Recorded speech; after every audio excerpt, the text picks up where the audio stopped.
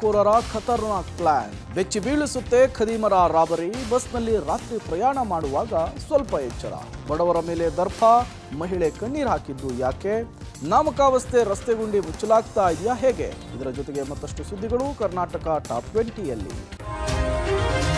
ರಾಯಚೂರು ನಗರದಲ್ಲಿ ಇಡೀ ಜಿಲ್ಲೆಯ ಜನರನ್ನ ಬಿಚ್ಚಿ ಬೀಳಿಸುವಂತಹ ದರೋಡೆ ಪ್ರಕರಣ ನಡೆದಿದೆ. ನಗರದ ಲಕ್ಷ್ಮೀ ನರಸಿಂಹ ಲೇಔಟ್ನಲ್ಲಿ ಖತರ್ನಾಕ್ ಗ್ಯಾಂಗ್ ಒಂದು ಮನೆಯವರನ್ನ ಕಟ್ಟಿಹಾಕಿ ದರೋಡೆ ನಡೆಸಿರುವ ಘಟನೆ ಆಗಿದೆ. ಇಲ್ಲಿನ ಬಸನಗೌಡ ಎಂಬುವರ ಮನೆ ಬಾಗಿಲು ಮುರಿದು ಖದೀಮರು ದರೋಡೆ ಮಾಡಿದ್ದಾರೆ. ಮೊದಲೇ ಸಂಚು ರೂಪಿಸಿದ್ದ ಖದೀಮರು ದರೋಡೆಗೆ ನುಗ್ಗುವ ಮುನ್ನ ಅಕ್ಕಪಕ್ಕದ ಮನೆಯವರು ಸಹಾಯಕ್ಕೆ ಬಾರದಂತೆ ಅವರ ಮನೆಗಳಿಗೆ ಹೊರಗಿನಿಂದ ಲಾಕ್ ಮಾಡಿದ್ದಾರೆ. ರಸ್ತೆಯಲ್ಲಿನ ಮನೆಗಳ ಮುಂದಿನ ಲೈಟ್ಗಳನ್ನು ಆಫ್ ಮಾಡಿದ್ದಾರೆ. ಕಪ್ಪು ಬಟ್ಟೆ ಧರಿಸಿದ್ದ 3 ಜನರ ದರೋಡೆ ಗ್ಯಾಂಗ್ ಕೈಗೆ ಗ್ಲೌಸ್, ಮಂಕಿ ಕ್ಯಾಪ್ ಹಾಕಿ ಮನೆಗೆ ನುಗ್ಗಿದ್ದಾರೆ. ಮನೆ ಬಾಗಿಲು ಮುರಿದು ಒಳನುಗ್ಗಿ ಮನೆಯಲ್ಲಿದ್ದವರನ್ನ ಕಟ್ಟಿ ಹಾಕಿ ಚಾಕು ತೋರಿಸಿ ಬೆದರಿಕೆ ಹಾಕಿದ್ದಾರೆ. ಬಳಿಕ ಮನೆಯಲ್ಲಿನ 220 ಗ್ರಾಂ ಬಂಗಾರ, 2 ಕೆಜಿ ಬೆಳ್ಳಿ, 2 ಲಕ್ಷ ನಗದು ದೋಚಿ ಪರಾರಿಯಾಗಿದ್ದಾರೆ. ಸಿಸಿ ಕ್ಯಾಮೆರಾದಲ್ಲಿ ಖದೀಮರ ಚಲನವಲನ ಸೆರೆಯಾಗಿದೆ.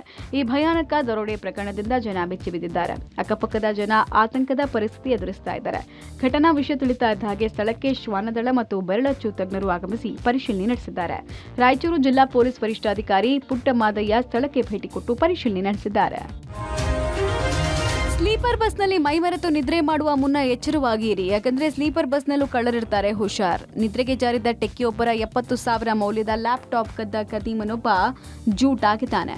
ಕಳ್ಳನ ಕೈಚಳಕದ ದೃಶ್ಯ ಬಸ್ನ ಸಿಸಿಟಿವಿಯಲ್ಲಿ ಸೆರೆಯಾಗಿದೆ. ಚೆನ್ನೈನಿಂದ ಎಲೆಕ್ಟ್ರಾನಿಕ್ ಸಿಟಿಗೆ ಬರ್ತಾ ಇದ್ದ ಖಾಸಗಿ ಸ್ಲೀಪರ್ ಬಸ್ನಲ್ಲಿ ಕಳ್ಳತನ ಆಗಿದೆ. ಕಳ್ಳನ ಕೈಚಳಕ ಕಂಡು ಪ್ರಯಾಣಿಕರು ದಂಗಾಗಿದ್ದಾರೆ. ಅಂದಹಾಗೆ ಕಳ್ಳ ದಾರಿ ಮಧ್ಯೆ ಬಸ್ ಹತ್ತಿ ಅರ್ಧ ದಾರಿಯಲ್ಲೇ ಇಳಿದು ಹೋಗಿದ್ದಾನೆ. ಎಲೆಕ್ಟ್ರಾನಿಕ್ ಸಿಟಿ ಪೊಲೀಸರಿಗೆ ಟೆಕ್ಕಿ ವಿಘ್ನೇಶ್ ಕುಮಾರ್ ದೂರು ಕೊಟ್ಟಿದ್ದಾರೆ.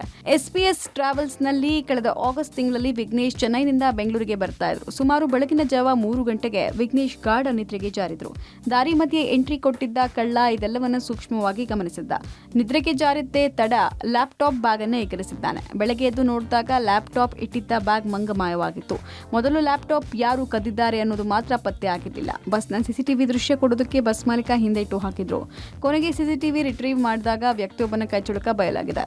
ದಾರಿ ಮಧ್ಯೆ ವ್ಯಕ್ತಿಯೊಬ್ಬ ಬಸ್ ಹತ್ತಿರುವುದು, ಕಳ್ಳತನ ಮಾಡಿ ಎಸ್ಕೇಪ್ ಆಗಿರುವುದು ಸರಿಯಾಗಿದೆ.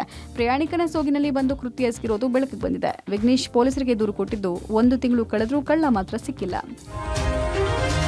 ಸರ್ಕಾರದ ದ್ವಂದ್ವ ನಿಲುವಿಗೆ ಮಲೆನಾಡಿಗರು ಕಣ್ಣೀರಿಡುವ ಪರಿಸ್ಥಿತಿ ಬಂದಿದೆ. ಪ್ರಭಾವಿಗಳ ಒತ್ತುವರಿಯನ್ನ ಕಡೆಗಣಿಸಿ ಬಡವರ ತೋಟವನ್ನ ತೆರವು ಮಾಡಿದ ಆರೋಪ ಚಿಕ್ಕಮಗಳೂರಿನಲ್ಲಿ ಕೇಳಿಬಂದಿದೆ. ಚಿಕ್ಕಮಗಳೂರಿನ ಅರಣ್ಯ ಇಲಾಖೆ ಅಧಿಕಾರಿಗಳು ಪ್ರಭಾವಿಗಳ ಒತ್ತುವರಿಯನ್ನ ಕಣ್ಣೆತ್ತಿಯೂ ನೋಡದೆ ಬಡವರ ತೋಟವನ್ನ ಮಾತ್ರ ಮಾಹಿತಿ ನೀಡದೆಯೇ ಏಕಾಏಕಿ ತೆರವು ಮಾಡಿದ್ದಾರೆ ಅಂತ ಕಳಸಾ ತಾಲೂಕಿನ ಕೊಂಡದಮನೆ ಗ್ರಾಮದ ಕುಟುಂಬವೊಂದು ಕಣ್ಣೀರಿಟ್ಟಿದೆ. ಗ್ರಾಮದ ರವೀಂದ್ರ ಎಂಬುವರಿಗೆ ಸೇರಿದ ಕಾಫಿ ತೋಟವನ್ನ ಅರಣ್ಯ ಇಲಾಖೆಯ ಅಧಿಕಾರಿಗಳು ತೆರವುಗೊಳಿಸಿದ್ದಾರೆ.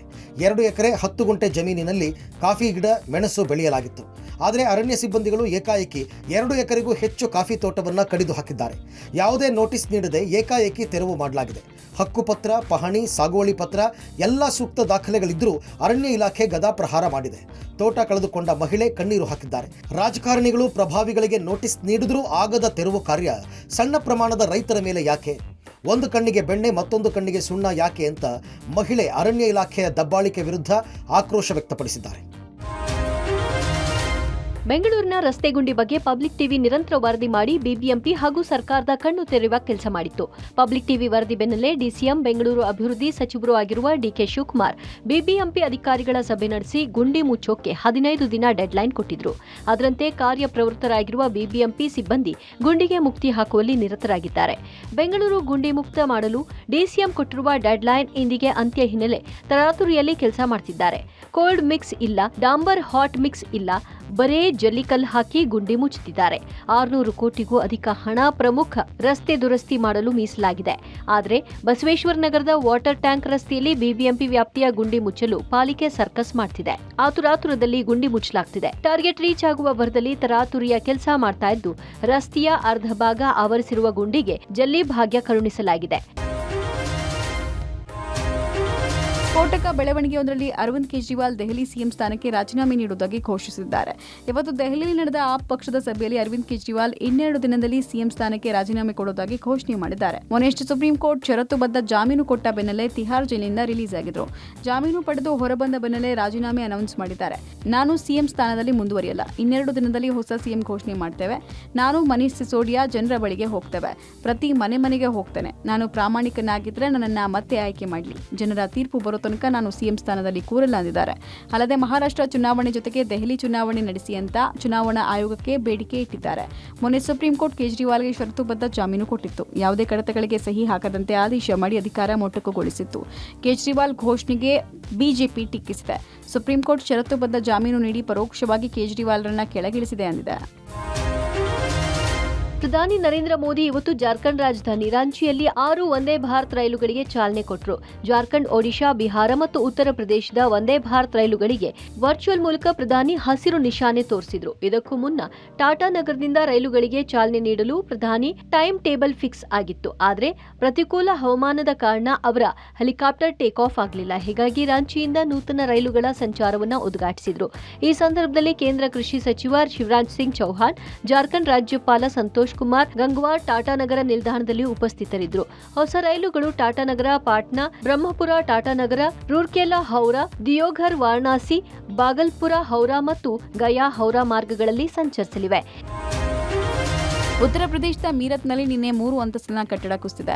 ದುರಂತದಲ್ಲಿ ಇಲ್ಲಿ ತನಕ 10 ಜನ ಸಾವನ್ನಪ್ಪಿದ್ದಾರೆ. ಇನ್ನು 5 ಜನ ಗಾಯಗೊಂಡಿದ್ದು ಆಸ್ಪತ್ರೆಯಲ್ಲಿ ಚಿಕಿತ್ಸೆ ಪಡಿತಾ ಇದ್ದಾರೆ. ಮೃತರೆಲ್ಲರೂ ಒಂದೇ ಕುಟುಂಬದವರು ಅಂತ ತಿಳಿದು ಬಂದಿದೆ. ಅವಶೇಷಗಳಡಿ ಇನ್ನೂ ಹಲವರು ಇದ್ದು ಎನ್ಡಿಆರ್ಎಫ್, ಎಸ್ಡಿಆರ್ಎಫ್, ಸ್ಥಳೀಯ ಪೊಲೀಸರು, ಅಗ್ನಿಶಾಮಕ ದಳದ ಸಿಬ್ಬಂದಿ ರಕ್ಷಣಾ ಕಾರ್ಯಾಚರಣೆಯಲ್ಲಿ ನಿರತರಾಗಿದ್ದಾರೆ. ಯಾರಾದರೂ ಅವಶೇಷಗಳಡಿ ಸಿಲುಕಿದ್ದಾರೋ ಇದೆಲ್ಲವನ್ನ ಪತ್ತೆ ಹಚ್ಚೋದಕ್ಕೆ ಸ್ನಿಫರ್ ಡಾಗ್ಗಳನ್ನ ಬಳಸಲಾಗ್ತಾ ಇದೆ. ಧಾರಾಕಾರ ಮಳೆಯಿಂದ ಮೀರತ್ ನಗರದ ಜಾಕೀರ್ ಕಾಲೋನಿ ಪ್ರದೇಶದಲ್ಲಿ ಶನಿವಾರ ಸಂಜೆ 4:30 ಸುಮಾರಿಗೆ ಘಟನೆಯಾಗಿದೆ. ಕುಟುಂಬ ಹಾಗೂ ಸಂಬಂಧಿಕರು ಹೇಳಿದಂತೆ 15 ಜನ ಮನೆಯ ಅವಶೇಷಗಳ ಅಡಿ ಸಿಲುಕಿದ್ರು. ಅವರಲ್ಲಿ 10 ಮಂದಿ ಸಾವನ್ನಪ್ಪಿದ್ದು ಉಳಿದವರನ್ನ ರಕ್ಷಿಸಲಾಗಿದೆ. ಗಾಯಗೊಂಡ 5 ಚಿಕಿತ್ಸೆ ಕೊಡಲಾಗ್ತಾ ಇದೆ. ಮೃತದೇಹಗಳನ್ನು ಮರಣೋತ್ತರ ಪರೀಕ್ಷೆಗಾಗಿ ಆಸ್ಪತ್ರೆಗೆ ಸಾಗಿಸಲಾಗಿದೆ.